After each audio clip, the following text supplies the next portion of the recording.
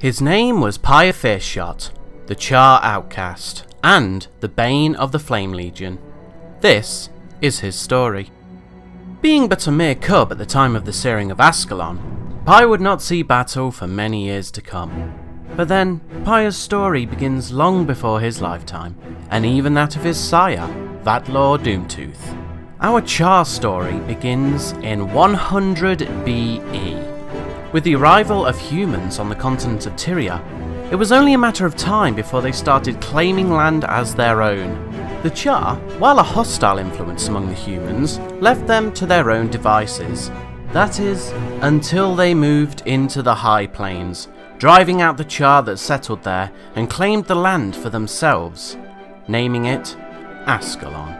A length of 900 years passed, and the Charr, although extremely disgruntled that the humans had taken their land, did not attempt to take it back.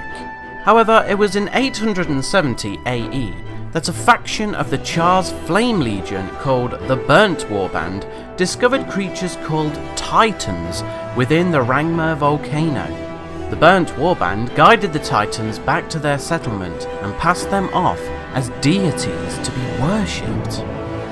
It was not long before the humans heard of these new gods of the Charr and realised that the Charr would soon return to Ascalon to reclaim their land. In defence against the impending threat, the humans began to construct the Great Northern Wall, which spanned from the Shiver Peak Mountains in the west to the eastern frontier, and by 898 AE, the wall was erected. However, their assumption that the Charr were mounting for war was incorrect.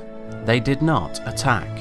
For all their patience with the humans, it was only a matter of time before the Charr felt that they had gone too far. The humans continued to build new settlements north of the wall, pushing further into Charr territory, and by 1020 AE, the humans had built and populated Nulani, Draskir, and Sirmia. By now, the Charr realised that the humans would only continue to expand their settlement further into their land. It was at this time that the Titans ordered the Charr to begin assembling their troops to attack the 3 human settlements of Tyria and take back the land that was rightfully theirs. The Charr attacked the settlements of Ascalon for 50 years, but the northern wall was simply too strong to breach. That is, until the Titans gave the Charr the tool they needed to bring the wall crashing down. They called it the Cauldron of Cataclysm. In the year 1070 AE, Vatlar Doomtooth was among the Charr invaders that ultimately brought about the searing of Ascalon. Although from different legions, Vatlar's team of Charr heroes consisted of Blaze Bloodbane, Jaw Smokeskin, Gast Ashpire, and Red-Eye the Unholy, who were all led by Bonfaz Burntfur from the prestigious Burnt Warband. It is now known that Vatlar Doomtooth perished mere moments before the searing. Prince Rurik and Sir Tidus of Ascalon heard reports of Vatlar's location within a cave to the south of the Ascalon Academy and promptly set out with Drill Sergeant Mahoney to find and kill him. Sadly for Pyre, Vatlar Doomtooth was slain, leaving his warband to finish what he began. Jaw Smokeskin was the Charr that summoned the searing and was single-handedly responsible for the destruction of Ascalon. A couple of years later, Vatlar's Charr allies still wandered the desecrated plains around Ascalon and were rumoured to have met their demise one by one at the hand of the remaining heroes of Ascalon. During this time, Pyre was unaware of his sire's fate, but one can only assume that as the years passed without word of Vatlar, Pyre suspected that he had perished. It is not certain which Charr legion Pyre belonged to. However, as his sire was acting as a scout on behalf of the Flame Legion, it can only be surmised that he too was with them. Not that it mattered.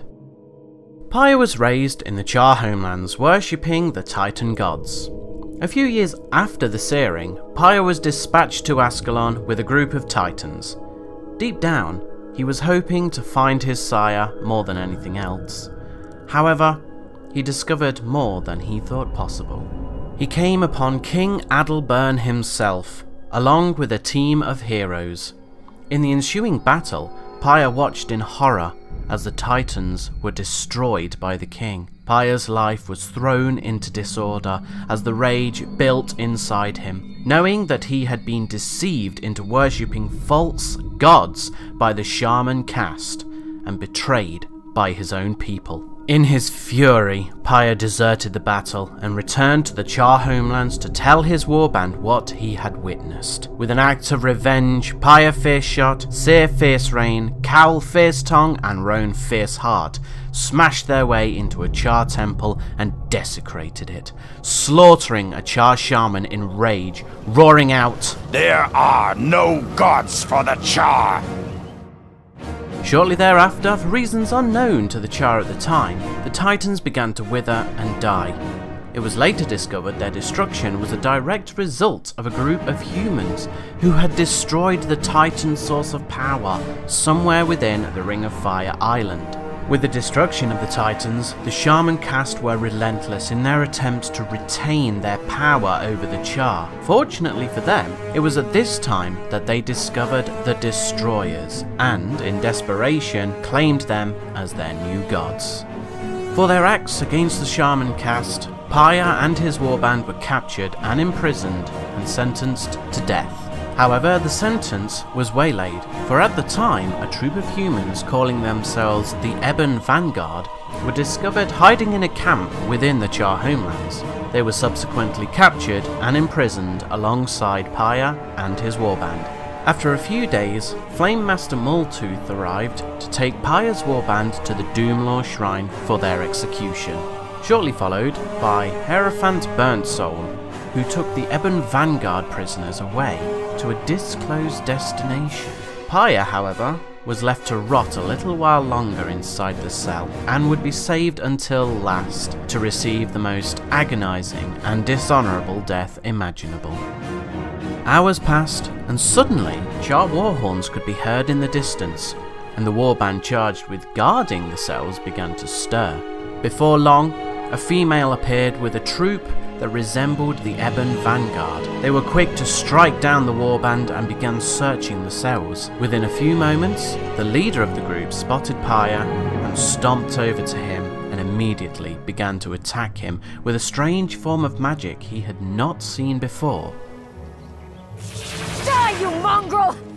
You are a brave little mouse. Unlock the door and see how brave you are. Knowing that his death was inevitable either way, Pyre was not afraid of this little mouse, and saw this as an opportunity to escape his cell and free his warband from the Doomlore Shrine, or die trying. I need your aid to rescue my people. You need mine to find yours. The little mouse, who he soon found out was called Gwen, was prepared to kill him. However, Pyre had a bargaining chip up his sleeve. He realised that she was looking for the Ebon Vanguard, and although he did not know their exact location, he knew it wouldn't take much to locate a Char as renowned as Burntsoul. Gwen did not seem eager to free him, but she had little other choice. Within moments, Pyre was free, and the pair struck a deal. He would free his warband and then assist Gwen in finding her missing comrades. For reasons only known by herself, Gwen insisted that she travel with Pyre to the Doomlore Shrine. Upon arriving at the shrine, Pyre was pleased to find two members of his warband who had managed to elude being captured. Gron Fierceclaw and Bonwar Fierceblade were lurking in the shadows. Pyre called out to them and charged them with watching the gate of the shrine, while himself and Gwen entered to free the imprisoned Char. Gron, Bonwar, show your mangy hides.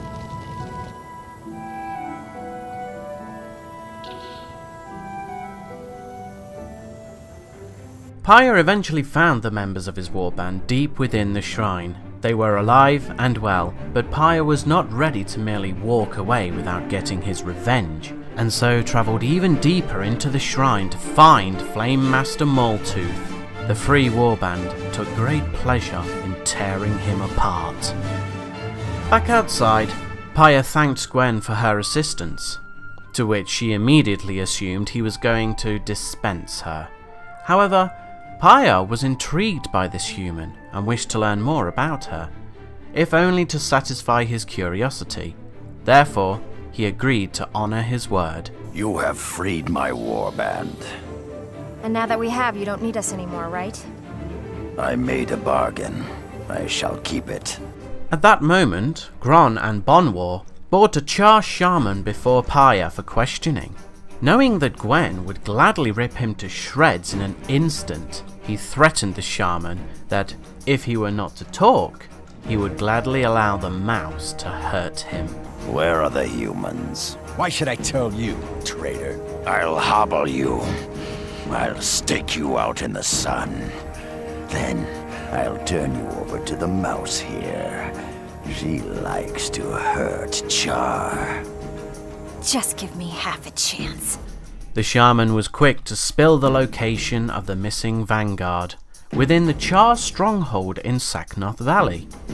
Content that he had heard enough, Pyre walked a few paces back. The shaman asked to be released and explained he didn't want any part in his petty vengeance. Little did he understand that it was the shaman who deceived Pyre in the first place. You forget. You are part of my petty vengeance. Gwen was horrified by Pyre's actions and scolded him, but rightly so. Pyre stated, You are savage, treacherous animals.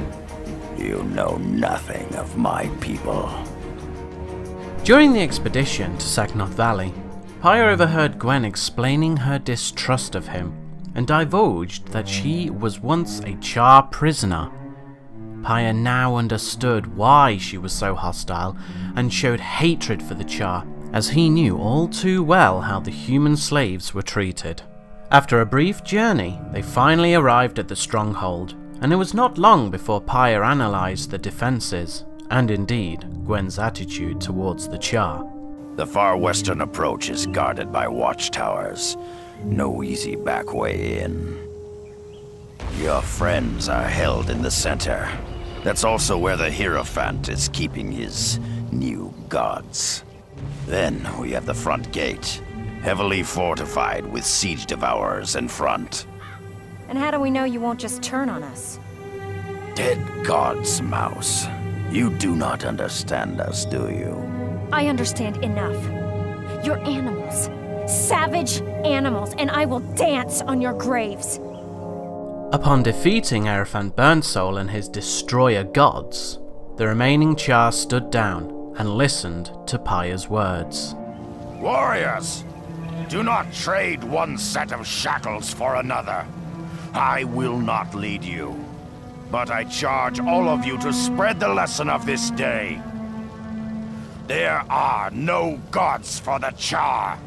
Let that be the message. There are no gods! There are no gods! And with that, Gwen left with the Ebon Vanguard. Pyre remained for a while, but soon realised that the Char Shaman caste would not give up so easily, and so he travelled to the Eye of the North to meet with Gwen and ask for her assistance. It transpired that Gwen had troubles of her own with the destroyers, which actually tied in well with Pyre's plans, as he realised that with the destruction of the destroyers, the shaman caste would no longer be able to pass them off as their new gods. Therefore, Pyre offered to join Gwen and her allies in the fight against the destroyers, offering up his warband as warriors to assist in the battles to come. Pyre took this opportunity to introduce himself to Gwen's allies, Vek of the Azuran, Jorah of the Norn, Ogden of the Dwarves, and the human Livia of the Shining Blade. Their plan was to mass an assault on a place Vek called the Central Transfer Chamber. From there, they would enter the lair of the Great Destroyer and slay it to deliver a crippling blow to the destroyers. Gwen asked that they each return to their homes to gather their troops and ready themselves to march on the Central Transfer Chamber as soon as possible. Pyre quickly gathered his warband and marched with Gwen's allies towards the Destroyer's nest. Oddly, the dwarves had somehow become stone warriors, all except Ogden, However, Pyre did not concern himself with such things, and focused on the task at hand. Many of Pyre's Char allies fell in the assault for the central transfer chamber, but at last they made it. It was at this time that Gwen suggested that the destroyers seemed to act as one, as if controlled by a single mind. Albeit loath to admit it, Pyre had also come to this conclusion and knew Gwen was correct. The group surmised that by defeating the Great Destroyer, its minions would lose their coordination and would easily fall.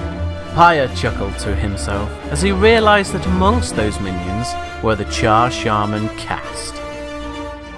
The dwarven leader, King Jealous Ironhammer, bellowed loudly of his willingness to hold the central transfer chamber, and even called out to the destroyers to come and get him. Pyre quickly realised that the dwarves had obviously gone mad with power, much like the Shaman caste. He was only too happy to allow the dwarves to stay as fodder for Gwen and her allies, believing that it would be in everyone's best interest for the dwarves to perish before they caused any damage to someone or something that actually mattered. Oddly, Vec and the others seemed concerned for the dwarves' safety and suggested they left the Azuran golems with the dwarves to assist in defending the chamber. All agreed, and Gwen's party promptly made their way deeper into the caverns to find the Great Destroyer's lair. Upon finding the Great Destroyer, Pyre let his emotions guide his actions, and he charged in with all his hatred towards the Shaman caste, channeled through this beast, but he was instantly injured. However, the team eventually emerged victorious, and much as they suspected, with the destruction of the Great Destroyer, its minions lost their coordination, and it was only a matter of time before the dwarves rounded them up and pursued them deep into the earth.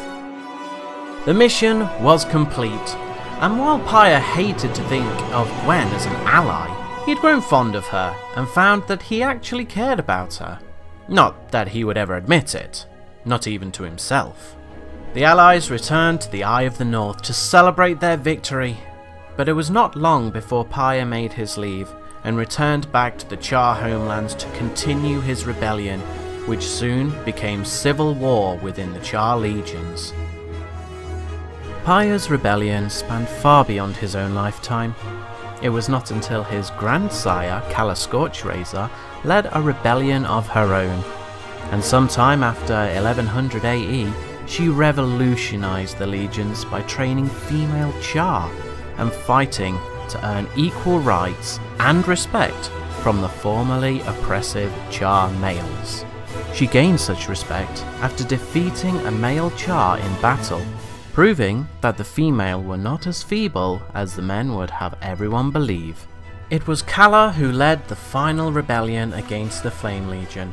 Having doubled their numbers overnight from all three legions, the male and female Char stood shoulder to shoulder in battle against the oppressive Shaman caste. In one final battle on the plains of Golgine, Kala and her warband defeated the Shaman caste. Sadly, Kala met her demise in the same moment of her victory, as the Imperator of the Flame Legion shamefully surrendered and then pulled out a concealed dagger that was laced with poison, stabbing Kala. There was nothing that could be done to save Kala, but she passed away willingly, whispering, "At least I die, knowing my sisters are free." All the Char heroes of the past are now remembered in the faces of the monuments that were crafted in their image for all Char to find inspiration from. Although the Char may have had a complicated past within their ranks, it is thanks to Pyre Fierceshot and Kala Scorchrazor that there is now a lasting peace and equality amongst them all, and ultimately their sacrifices would also serve to bring peace between the Char and humans. The end.